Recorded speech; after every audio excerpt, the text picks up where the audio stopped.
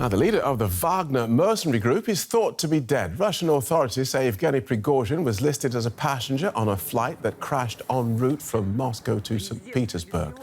Authorities say all 10 people on board the private jet were killed. In June, his fighters launched an abortive attempt to take Moscow after taking the regional capital, Rostov-on-Don. The Wagner group fought a brutal battle in Ukraine for several months to take the city of Bakhmut. Well, let's look at this with Nikolai Petrov of the German Institute for International and Security Affairs and DW's Russia analyst Konstantin Eggert. Welcome both. Can I start with you, Nikolai? All we know at this stage is Yevgeny Prigozhin was on the passenger list of this plane that crashed. 2 months exactly since his failed rebellion. People will inevitably see this as more than just an accident. What went through your mind when you heard this? Of course, there are a lot of conspiracy theories, and it's still unknown what are the reasons of this plane crash. There are different scenarios. According to one, it's caused by, air defense missile. According to another one, there was terroristic attack and bomb aboard. But it looks like not only Yevgeny Prigozhin, but his right hand and the commander of Wagner Group, whose name Wagner has been used, Dmitry Utkin, they were killed in this crash. Right. So, Konstantin, accident or plot, this is beneficial for President Putin, whichever way you look at it, isn't it? There are many ways of looking at it. There are some that are saying already that Putin strengthened his position, that he washed away the shame of not being able to stop Prigozhin 2 months ago, and the fact that seemingly, again, allegedly, the plane was hit by an air defense missile not far from the area where missiles are indeed stationed near Putin's residence in northwestern Russia. So people are saying, yeah, that proves that Putin finally scored the point and destroyed his enemy. But on the other hand, some commentators are saying that basically the procrastination still cost Putin a lot of his prestige. Moreover, one of the wits wrote on Twitter about 15 minutes ago, the only conclusion from that is next time you stage a coup, go all the way. And frankly, there is another consideration. What we've seen, some people will call, at least the lawyers I spoke to, would call an extrajudicial execution of 10 Russian citizens in a civilian airplane by Russian air defense. In a vast bureaucracy that Putin, that helps Putin to run Russia, this is a huge breaking of all the rules. You don't do that like that. And in this respect, I think maybe we see a beginning of a new crisis in Russia rather than the end of the Prigozhin rebellion. Oh, really? You see a crisis for Putin because of extrajudicial killing, which, of course, he has been accused of time and time again over the years. Why would this one be potentially the beginning of the end for him?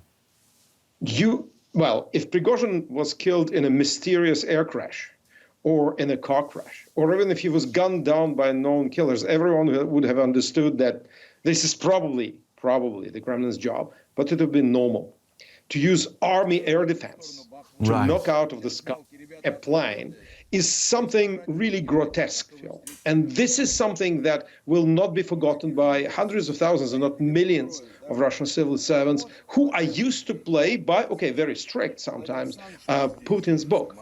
You do not use the army for these things. That's very simple.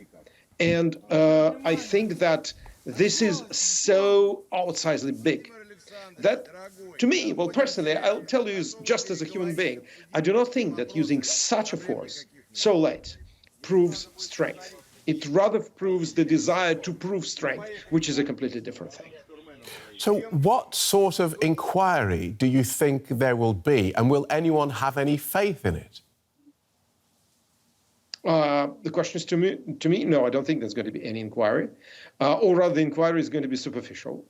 What we do not know yet is what will the Russian propaganda call it?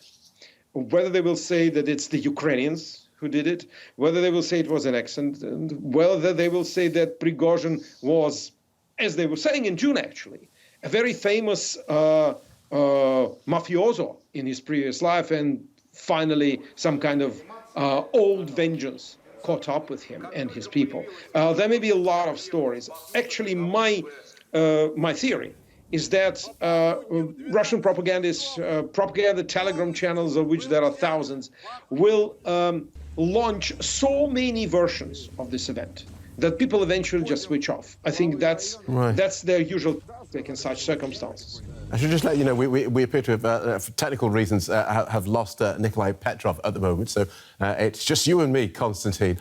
Is there a Wagner without Prigozhin and his right-hand men? Well, actually, Wagner Group was not called Wagner by accident. It was the nickname, the nom de guerre, as they would say in French, the battle nickname of Dmitry Utkin, who was a former GRU lieutenant colonel and who created this private group. Prigozhin came in later to become a financier of the group for the benefit of Putin. But I think that now the group was beheaded, and we'll see now whether it has new leaders coming up, and then we'll see what the Kremlin will do to those leaders if they come up, indeed. Maybe it is the end of the Wagner Group as an organized force, because they are truly beheaded, and such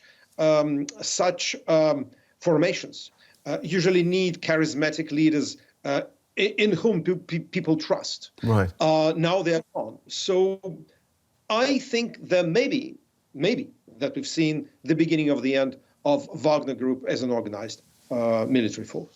Nikolai Petrov of the German Institute for International and Security Affairs is back with us, so welcome back. Let's pick up Konstantin's point there, just on what happens now within Wagner. The head has been lopped off. Konstantin reckons that this is perhaps the beginning of the end. Where are you on that? I would say that the very reason for mutiny was an attempt of the Defense Ministry to get control over Wagner Group, and Prigozhin didn't agree with this. Now I think it's much easier for the military to get what remains from Wagner Group, and it's really beheaded. I do agree with Konstantin, but it helps military to get this military unit, which appeared to be pretty much effective in the war, but it's hard to say whether it will be possible for them to keep it in its former shape. At least we can say that military got the opportunity to get prisoners, just like Prigozhin got for his Wagner Group, but it didn't work in a way it did with Prigozhin. So I think that the Kremlin will certainly try to exploit the fact that Wagner Group is pretty well trained and well prepared for the war, but it's hard to predict now whether it will be possible to use it in a way it has been used under Prigozhin and Dmitry Utkin. Because that's an interesting point, isn't it? We had the Wagner troops effectively sign their loyalty to the Kremlin, those in Ukraine. But there are Wagner operations spread across Africa. Do those continue but managed by the Kremlin? Would those soldiers work for the Kremlin, Nikolai? Well, you know, one of conspiracy theories behind this crash is connected with business conflict, and it's known that Prigozhin was flying from Africa to St. Petersburg, and in Africa, perhaps at least Christo Groziev tells this, he was in the conflict with the main military intelligence, which was trying to get control over his actions in Mali and some other African countries. So it means that although Prigozhin was allowed to continue to work in Africa. The competition there and attempts to get control over his infrastructure is pretty much intensive. And whether it will be possible to continue in this or that way, it's still a question.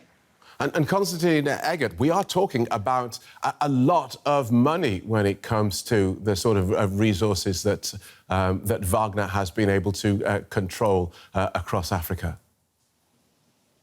Yes, and I think that that's why the Kremlin will continue to use mercenaries. And frankly speaking, maybe to fight in Ukraine, you need more charisma than to do stuff in Central African Republic or in Mali for money. I think there is no shortage of people who will be willing to serve in these formations. And I think that it's a real possibility that the GRU will take this whole business over for the benefit of the Kremlin, especially now that it seems, after the coup d'etat in Niger, that the Kremlin is developing a strategy to undermine Western influence, or basically to distract the West from Ukraine by creating problems for it in Western Africa, replacing regimes that were helping the West to fight the Islamists there. And I suppose that in these new circumstances, the GRU, the Kremlin, whatever, the Russian regime, will not set aside, will not forget the idea that they want their basically economic, political, and geostrategic interests in Africa defended. So I think that the mercenary story will continue, even if the Wagner story is over. Right. And Nikolai Petrov, all this happening on the day it was announced that General Sergei Surovikin had been removed from his role as head of Russia's aerospace forces. There does seem to be quite a lot of turmoil at the top of Russia's military.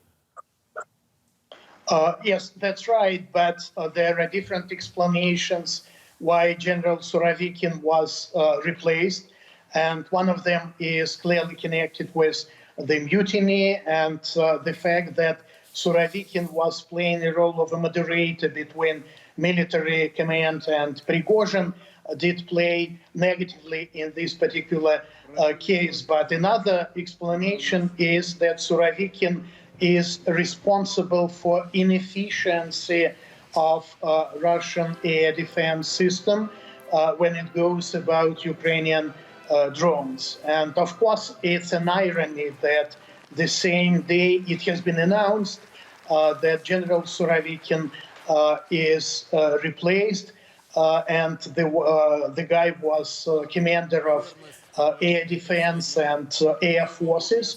And the same day,